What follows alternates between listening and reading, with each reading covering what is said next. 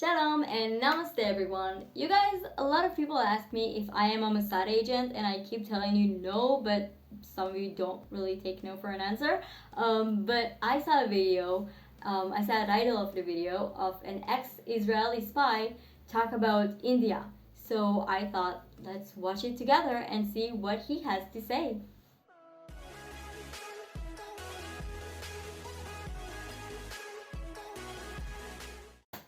There has been intelligence cooperation between Israel and India over the years. It's a long cooperation. How would you define Israel-India relationship at the moment? Oh, Susie. I think the relationships are progressing. India is big and is great. Israel is small. One has to remember the difference in size, but sometimes differences in size do not translate into differences in quality. Well, I grew up on Indian movies, but let me caution against that. Sometimes these areas are misleading. There has been intelligence cooperation between Israel and India over the years. It's a long cooperation, and I had the privilege of being in it, and I recall visits to India, heading delegations to talk with Indian counterparts and colleagues. I cannot go into further detail, but you can assume that these were mutually beneficial discussions. What I can comment on was the high level and the high professionalism of my Indian colleagues.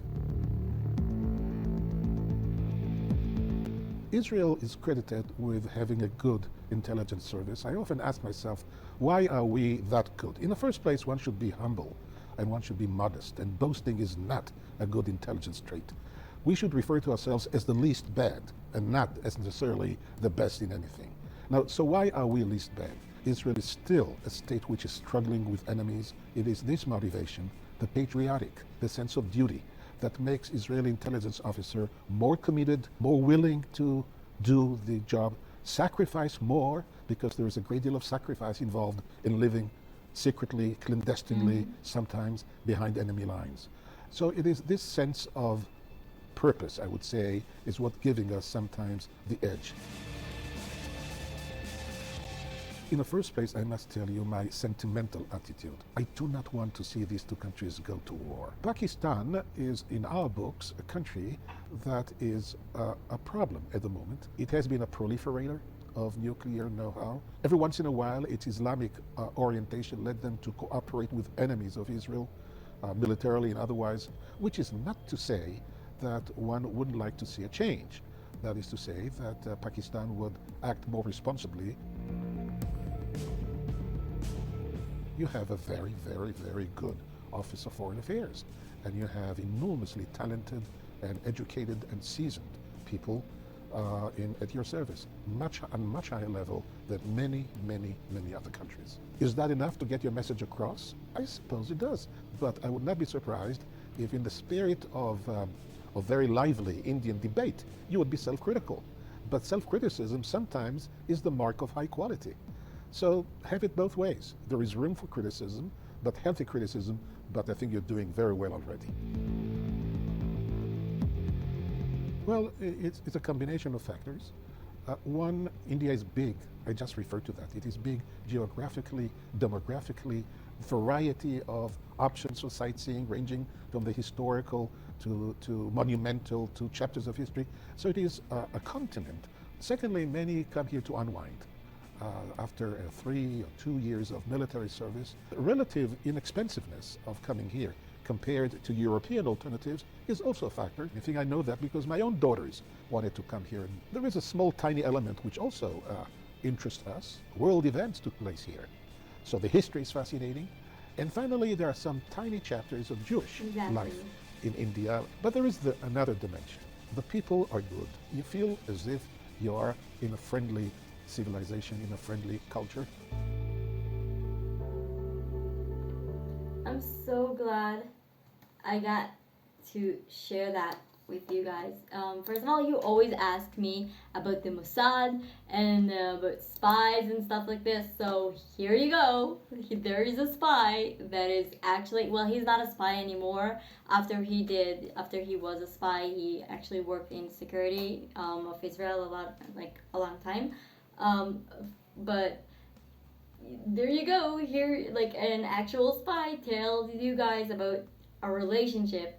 I love the fact that he like his answers is not only about his answers is not like me because like I said a million times, no, I am not a Mossad agent, but he is looking at things not only because I look at things as like a civilian point of view, and I don't like geopolitics. I love talking to civilians, to people. I believe this is the best way to achieve knowledge when we're communicating with each other.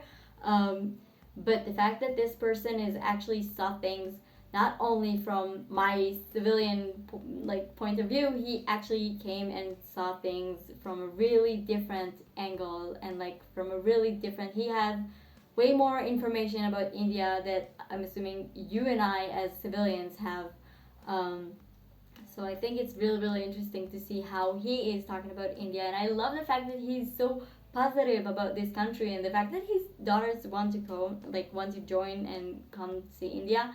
This is also like another proof for you guys that like we love that country. We believe that India is such like I keep telling you guys, India is also mentioned in our Hebrew Bible. So it is something that is important to us. We do look at like at India as a big nation, as an important nation who has a lot of ancient history and things that we also can learn from. But I just like I really enjoy the fact that you got to see this, not from me because I'm always telling you guys this, but from a person who is actually a spy and actually know more things, more of the things that are happening backstage than us. Then yeah, I hope you enjoyed it. I really just like I was really happy to see him talking about India. I immediately like came, turned on the camera, and said, "Let's watch it." Okay, I'll see you next time. Take care. Bye, everyone.